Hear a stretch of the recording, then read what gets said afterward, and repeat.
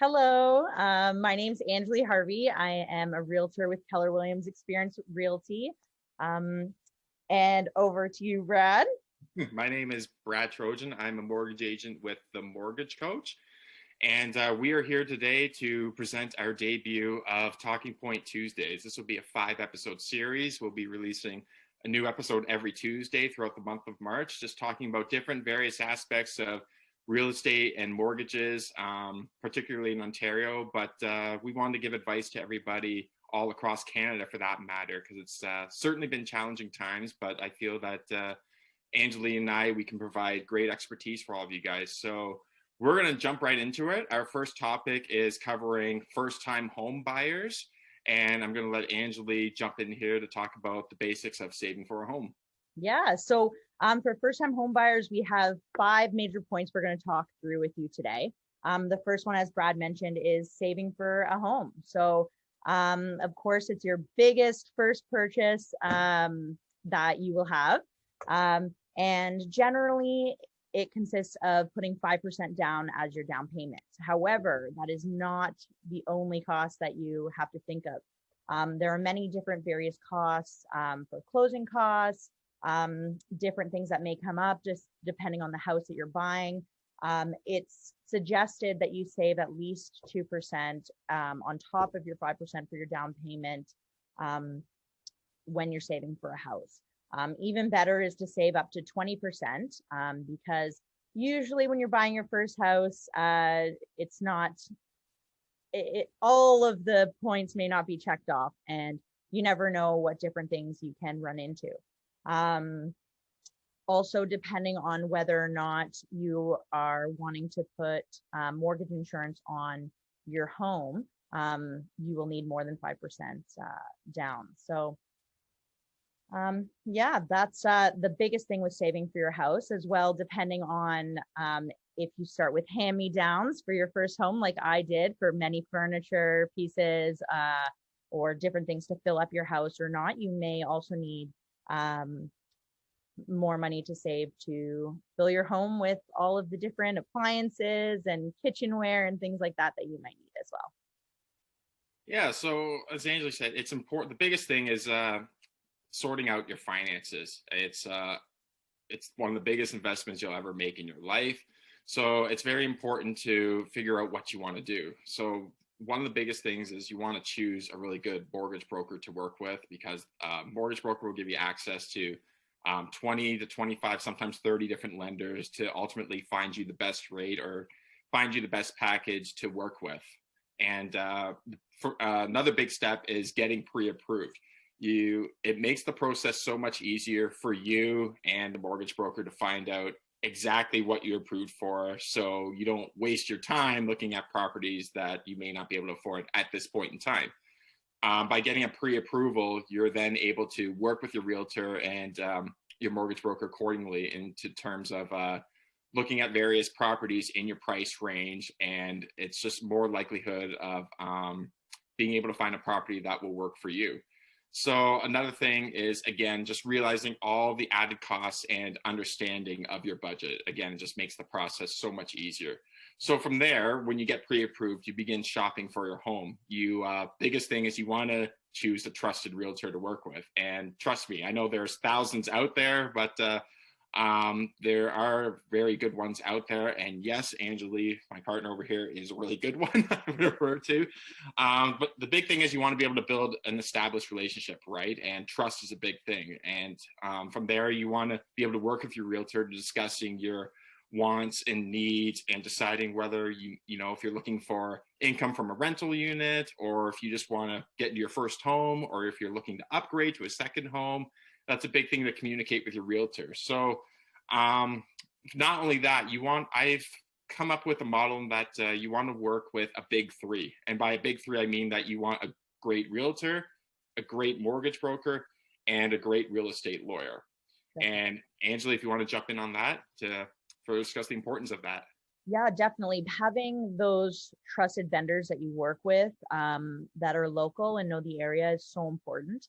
Actually, last spring, I was working with some first-time home buyers, and they were purchasing a house in Stayner.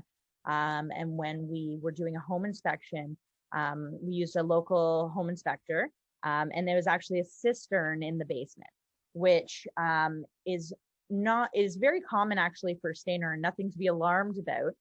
However, if you didn't use a trusted local vendor for that situation, they might not be familiar with that and may advise the wrong thing. So it's very important to make sure that you're using someone that is trusted, has a great reputation, and for certain vendors, it's more important than others that they are very local. And yeah, using a great realtor, mortgage broker, working through those wants and needs and must-haves, it's very important, and they can help guide you, especially if this is your, being a first-time home buyer, this is your first purchase. You can get stuck on certain wants and needs that might not actually be exactly what you need. So they'll help guide you and really kind of narrow down on finding that right house.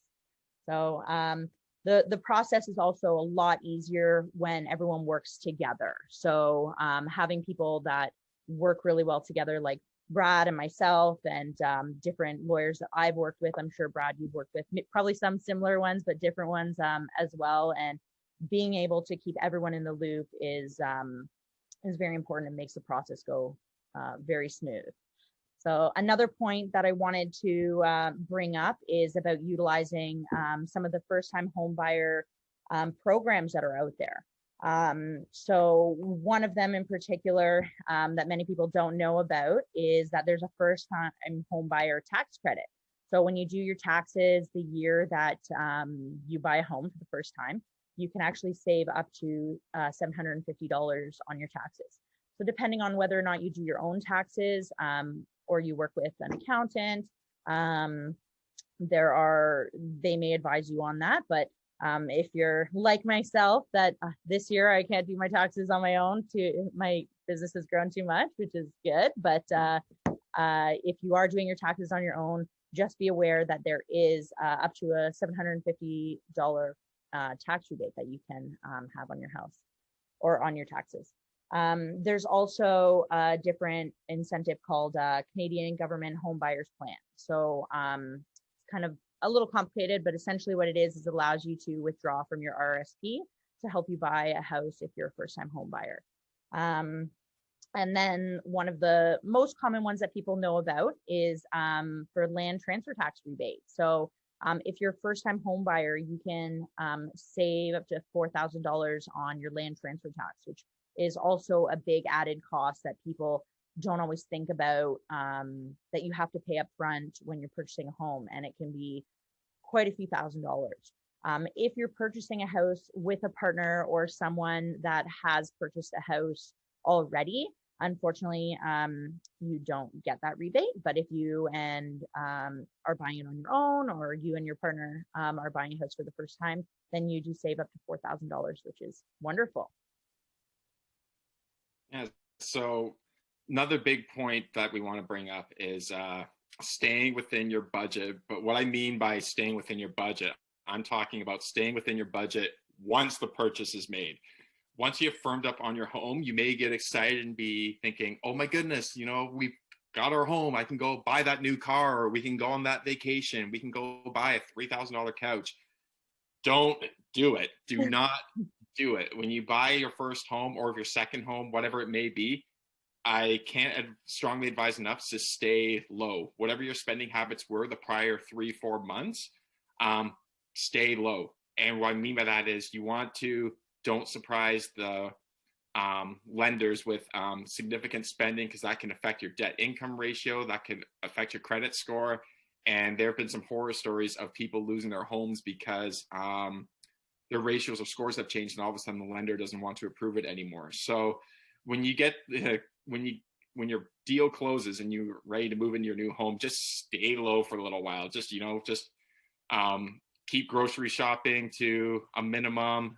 Just keep driving that car. Don't go on any big trips. Don't buy any big fancy furniture, at least not yet. Just wait a month. I advise even 2 months. Just stay low. keep your finances consistent and the same. And then from there, it's just be smart with your money. Just don't do anything too outrageous.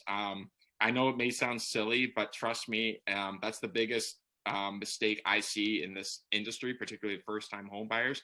You just want to lay low with spending for a little while. Keep everything consistent. Don't let anybody or any lender for that matter be suspicious of your activities. So it's very, very important to do this to wrap up the process of buying a home. Because when you're approved, even once you get your final approval, it's based on kind of that snapshot in time, right? So if your situation changes significantly, you could lose that approval. Yeah, if you kind of buy furniture with cash and things like that, it doesn't really affect things though, right?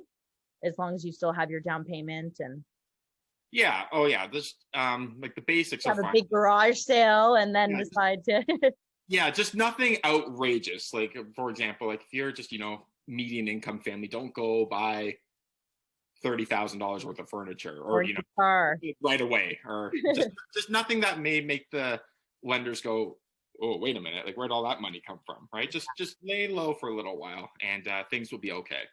For sure. Well, some really great tips, I think, for first-time home buyers. There's obviously, many different aspects, but these are what Brad and I felt were the most important ones we wanted to bring up. Of course, we're both here to talk about this in further depth and help guide first-time home buyers through the whole process to buy your first home.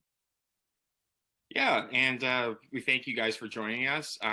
We'd love to have you tune in next week when we talk about navigating and buying and selling through COVID. And if you want to reach out to us at any time, we're available everywhere. You can find both of us on Facebook, LinkedIn, Instagram, Twitter. Oh gosh, YouTube. Just direct message us anytime, and we'll be happy to chat. Thank you so much. It's been a pleasure to share this with you today, and looking forward to connecting with you all individually. Hey, thanks guys, and we'll talk next week. Have a great day.